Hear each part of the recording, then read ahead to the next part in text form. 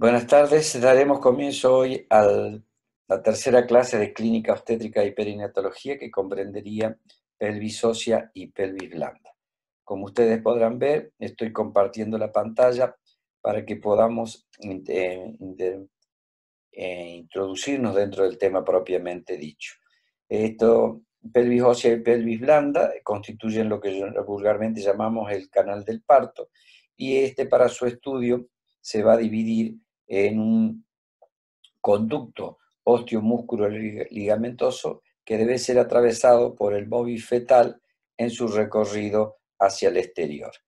Como les decía al principio, está constituido por una parte ósea y una parte músculo ligamentosa, a lo cual se le llamó pelvis ósea y pelvis blanda.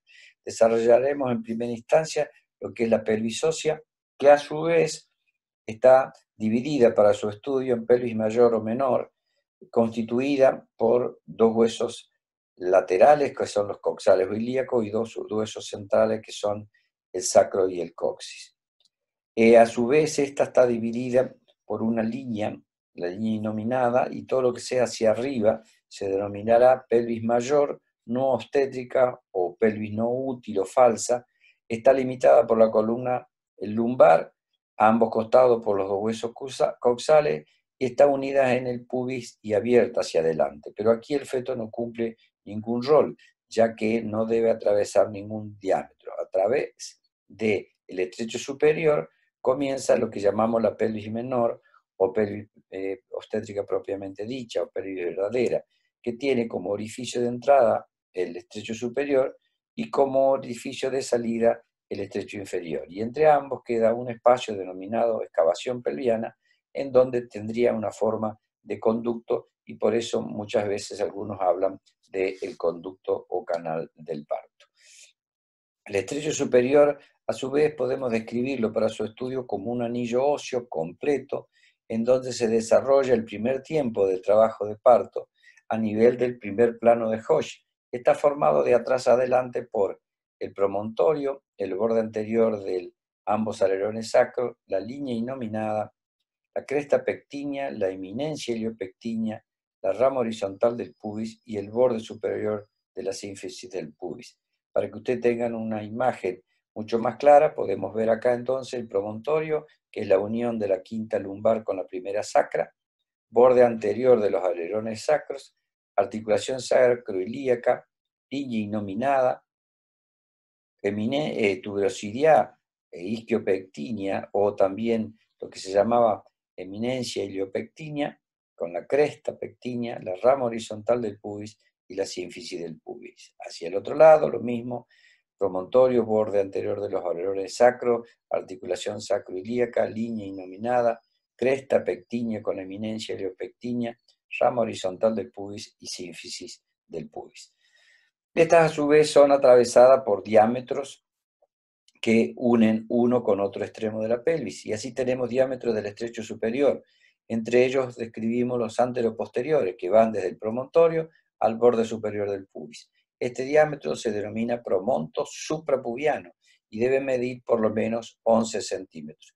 Pero a su vez, en la misma dirección, y como el pubis tiene alrededor de 3 centímetros de alto, si nosotros medimos del promontorio al borde inferior del pubis, vamos a encontrar lo que llamamos el promonto subpubiano, que tiene alrededor de 12 centímetros.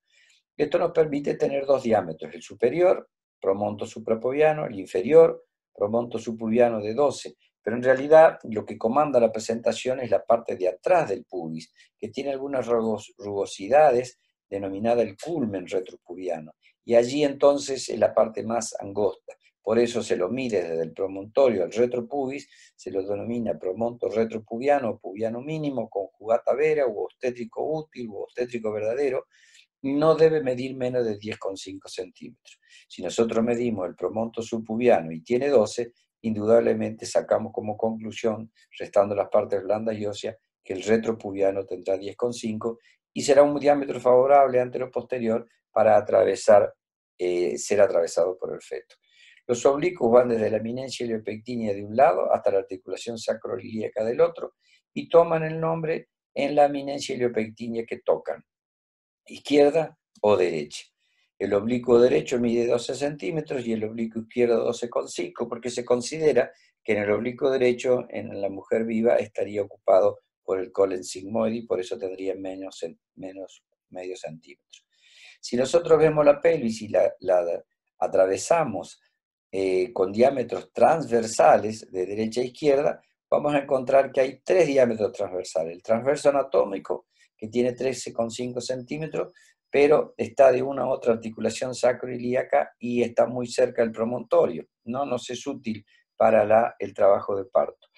El transverso anterior, que es el que está más cerca del pubis, a la altura de las eminencias iliopectineas, y que mide alrededor de 12 centímetros. Igual que el anterior, a pesar de ser más chico incluso, está muy cerca de uno de los extremos de esta circunferencia que sería la pelvis. Por lo tanto, tomamos la mitad, es decir, de la línea anteroposterior en su línea media transversamos, y ahí tenemos el diámetro transverso anterior, que debe medir por lo menos 12 centímetros, y entonces esto nos permitirá que sea elegido por el móvil fetal. Acá tienen un dibujo en donde vamos a ver anteroposterior, promonto suprapubiano, y luego los transversos, a la altura de las eminencias de las articulaciones sacroiliacas, el transverso anatómico, luego el transverso anterior, que iría de una eminencia iliopectínea a la otra, y si nosotros trazamos la media del anteroposterior, nos va a dar el transverso útil, que tiene alrededor de 12 centímetros. Ustedes pueden ver acá el bicrestilio, el biespinoso, que son 2 diámetros que vamos a medir ahora cuando hablemos de la pelvigrafía. No nos olvidemos que en esta foto también podemos ver los diámetros oblicuos, que sería de una eminencia iliopectínea de un lado, la articulación sacroiliaca del otro. En este caso este es el izquierdo, porque toma nacimiento la espina ilíaca, la eminencia iliopectínea izquierda, y acá está el oblicuo derecho, ¿no?, que en realidad tendría 13, medio centímetros menos. Vamos a otra entidad anatómica que debemos describir, que es el estrecho inferior, o sea, la salida del canal del parto. Esta tiene forma oval, sus diámetros son predominantemente anteroposteriores y están representados no solo por partes óseas, sino también por partes músculo-ligamentosas.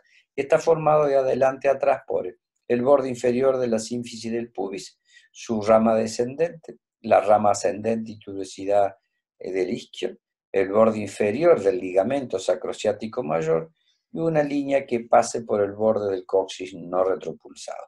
De manera tal, entonces, que nosotros podemos encontrar en el estrecho inferior el diámetro anteroposterior denominado subcoxis subpubiano, que mide 0,9 centímetros. Se extiende desde el borde del coxis no retropulsado hasta el borde inferior del pubis, y es un diámetro que no sería favorable para el pasaje del móvil fetal. Por eso también describimos el subsacro subpubiano, que ya mide 11, y este diámetro se extiende del extremo inferior del sacro al borde inferior del pubis, y solo se puede tomar cuando el coxis sea retropulsado. Es decir, que este es el verdadero diámetro anteroposterior del estrecho inferior que va a utilizar la cabeza fetal para atravesarlo. Pero existe también un diámetro transverso, que es el biisquiático, que va de una a otra tuberosidad isquiática y debe medir por lo menos 10,5 centímetros. Este diámetro se extiende desde una a otra tuberosidad isquiática. Claro está, que aquí van a poder verlo, más o menos, el biisquiático, que va de una a otra tuberosidad isquiática, el subcoxis subpubiano, que va del borde del coxis no retropulsado hasta el borde inferior del pubis, y en este caso, si este coxis se retropulsara, tomaría el comando del subsacro subpubiano, que estaría a esta altura. La excavación pelviana es el espacio que queda entre el estrecho superior y el estrecho inferior, y tiene la característica que aquí el trabajo de parto hace su segundo tiempo, estaría más o menos a la altura de entre la segunda y el tercer plano de Hoche. Presenta una forma oval, en donde sus diámetros proporcionales son casi todos iguales, y se toma como ejemplo el bisacro subpubiano, que mide alrededor de 12 centímetros. Sus límites son de adelante a atrás, la concavidad sacrocoxigia puede llegar a medir 15, lateralmente la limita en la cara posterior de las cavidades cotiloideas, parte de los cuerpos de los isquios, como también así el agujero obturador y la escotadura ciática, terminando por delante con un plano que pase rasante a la vulva.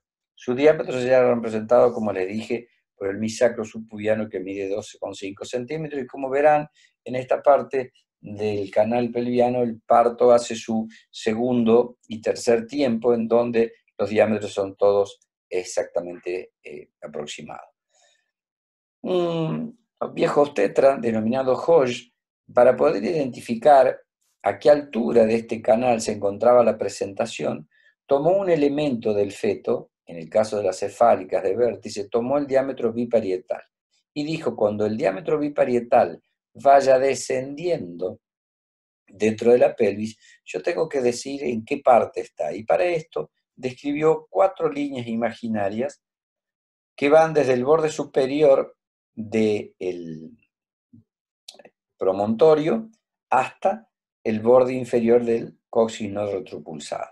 Entre estas 2 líneas trazó 4 escalones y le denominó planos. Los planos que van a ser atravesados por el móvil fetal. Cuando el biparietal se encuentre a esta altura de estas líneas imaginarias, diremos que la presentación ha ido atravesando el primero, segundo, tercero o cuarto plano de Hodge.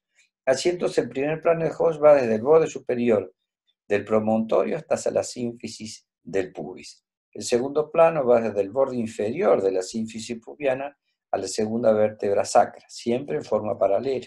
El tercer plano pasa a la altura de las espinas ciáticas y llega por detrás hasta la articulación sacra 4 y sacra 5. Y el cuarto plano pasa por la punta del coxis no retropulsado.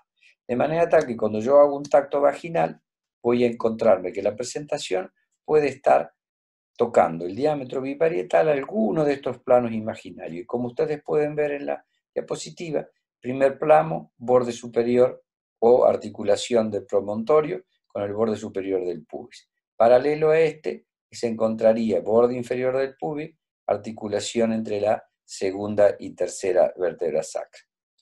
Tercer plano, la altura de las espinas ciáticas, y cuarto plano, la altura del borde del coxis no retropulsado. Y así se nominarían primero, segundo, tercer y cuarto plano, y su sinónimo en cuanto a nomenclatura obstétrica diríamos: si la presentación está en primer plano, está insinuada; si está en el segundo, está fija; si está en el tercero, está encajada; si está en el cuarto, está profundamente encajada.